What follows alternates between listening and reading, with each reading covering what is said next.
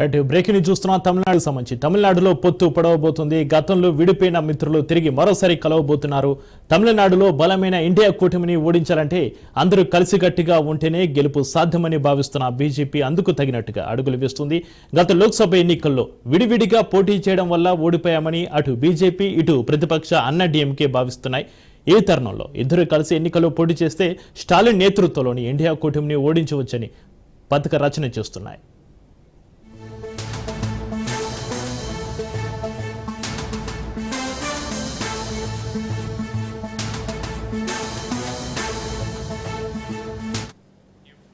Assembly ఎన్నికల నాటికి బీజేపీతో పొత్తును పునరుద్ధరించవచ్చన్న చర్చలు గత కొద్ది రోజులుగా జరుగుతున్నాయి.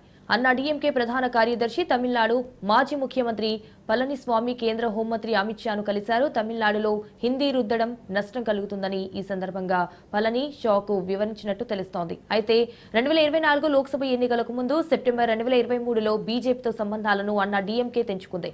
అయితే తాజాగా బీజేపీ చీఫ్ జేపీ నడ్డాతో తమిళనాడు బీజేపీ చీఫ్ అన్నామలై చర్చల తర్వాత ఈ భేటీ ప్రాధాన్యత సంతరించుకుంది. ద్రవిడ ప్రముఖుడు సీఎన్ అన్నాదురపై అన్నామలై వ్యాఖ్యలకు క్షమాపణ చెప్పాలని అన్నా డీఎంకే డిమాండ్ చేసింది. అయినప్పటికీ ఆయన దానికి నిరాకరించారు. లోక్సభ ఎన్నికలకు ముందు విడిపోయిన తర్వాత పొత్తు గురించి చర్చలు జరగడం ఇదే మొదలు. ఇటీవల కొద్ది రోజులుగా అన్నామలై అన్నా డీఎంకేపై విమర్శలు తగ్గించడం కూడా పొత్తులో భాగమేనన్న అభిప్రాయం ఉంది.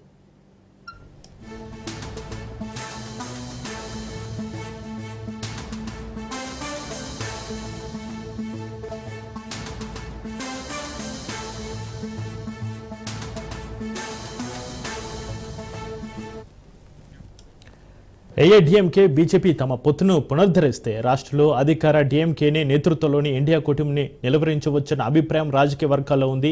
అన్నా డీఎంకే ఓట్ల శాతం కొన్నాళ్ళుగా తగ్గుతూ వస్తుంది. ఏఐడిఎంకే అధినేత పళనిస్వామి కేంద్ర హోంమంత్రి అమిత్ షాను కలవడంతో వచ్చే ఏడాది జరగనున్న తమిళనాడు ఎన్నికల్లో పొత్తు పొడవడం ఖాయమంటున్నారు. అయితే ప్రస్తుతం తాను పొత్తు గురించి మాట్లాడేందుకు రాలేదని, ప్రజా సమస్యలు, రైల్వే ప్రాజెక్టులు, ఎంఎన్ఆర్ ఈజీఏ ఉపాధి హామీ పథకానికి నిధుల పంపిణీ గురించి చర్చించడానికే ఈ సమావేశం జరిగింది అన్నారు.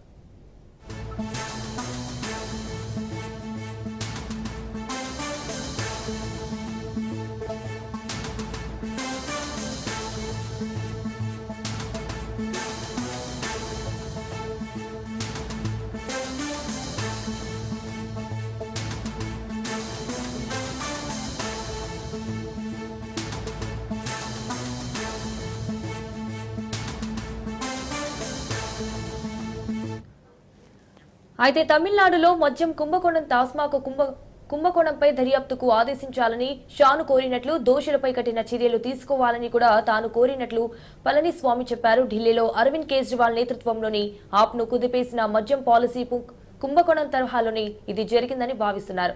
ఢిల్లీలో బీజేపీ గెలవడంతో తమిళనాడులో అన్నా డీఎంకేతో బీజేపీ కలిస్తే విజయం సాధ్యమని రెండు పార్టీలు భావిస్తున్నాయి. ప్రభుత్వ యాజమాన్యంలోని మద్యం అమ్మకాల సంస్థలో 10,000 కోట్లు అక్రమాలకు సంబంధించినదని ఎన్ఫోర్స్మెంట్ డైరెక్టరేట్ ఆరోపించింది.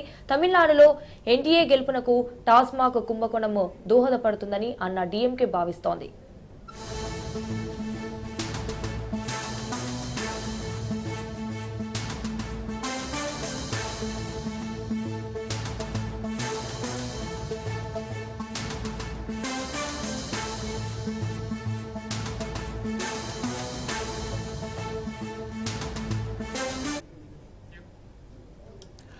పొత్తులు పొడిచే సమయంలో తమిళనాడు బీజేపీ అధ్యక్షుడు మారనున్నట్లుగా ప్రచారం జోరుగా జరుగుతుంది. ఈ నేపథ్యంలో తమిళనాడు రాష్ట్ర బీజేపీ నూతన అధ్యక్షుడి నియామకంపై ఆ రాష్ట్ర అధ్యక్షుడు అన్నామలై ఆసక్తికర వ్యాఖ్యలు చేశారు. బీజేపీ రాష్ట్ర అధ్యక్ష పదవి రేసులో తాను లేనని ఆయన స్పష్టం చేశారు. పలు రాష్ట్రాల్లో నూతన అధ్యక్షుల నియామకంపై బీజేపీ అధిష్టానం కసరత్తు చేస్తుంది. ఈ సమయంలో అన్నామలై చేసిన వ్యాఖ్యలు ప్రాధాన్యత సంతరించుకున్నాయి. తమిళనాడులో బీజేపీ నాయకత్వం కోసం నేతలు ఎవరూ పోటీ పడరని, అందరం కలిసి ఏకగ్రీవంగా ఒక నాయకుడిని ఎన్నుకుంటామని అన్నామలై తెలిపారు. తాను కూడా ఈ రేసులో లేనని ఆయన స్పష్టం చేశారు. ఇక పార్టీకి మంచి భవిష్యత్తు ఉండాలని కోరుకుంటున్నానని ఆయన అన్నారు. పార్టీ ప్రగతి కోసం ఎంతో మంది తమ ప్రాణాలను అర్పించారని ఆయన గుర్తు చేశారు. బీజేపీ ఎప్పటికీ బాగుండాలని కోరుకునే వ్యక్తి అని అన్నామలై అన్నారు. తాను ఎలాంటి రాజకీయ ఊహాగానాలపై స్పందించలేనని ఆయన తేల్చి చెప్పారు. ఇతర పార్టీల మాదిరిగా బీజేపీ అధ్యక్ష పదవి కోసం 50 మంది నేతలు నామినేషన్ వేసే పరిస్థితి ఉండదని ఆయన అన్నారు.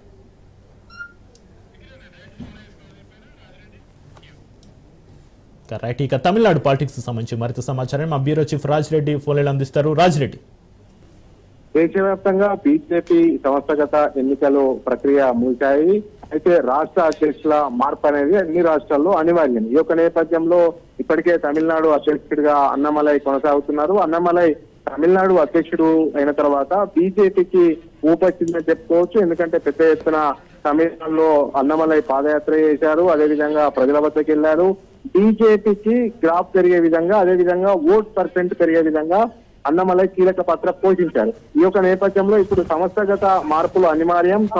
సంస్థాగత మార్పు చేస్తున్న నేపథ్యంలో అన్ని రాష్ట్రాల అధ్యక్షులు మారుతున్నారు. ఇందులో భాగంగా తమిళనాడు అధ్యక్షుని కూడా మార్చే యోచనలో బీజేపీ ఉంది. అయితే తాను మరోసారి అధ్యక్ష రేస్ లో లేనని అన్నమలై స్పష్టం చేశారు. ఎందుకంటే బీజేపీ పార్టీలో అధ్యక్ష పదవి మరోసారి నేను ఆశించట్లేదని కరాఖండిగా చెప్పారు. అంతేకాకుండా బీజేపీలో 50 మంది నామినేషన్ వేసే ప్రక్రియ బీజేపీ పార్టీలో ఉండదు.